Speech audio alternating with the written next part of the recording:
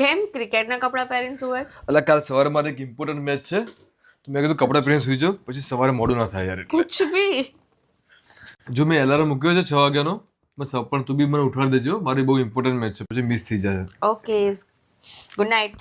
અને હા પેલા ભાઈએ પેલું બેડ મોકલાવ્યું છે ને પેલું અમેરિકાથી એ Black કાઢી colour મૂકજો ને વાળું? અહીંયા. હા એ બ્લેક કલર વાળું. હાય.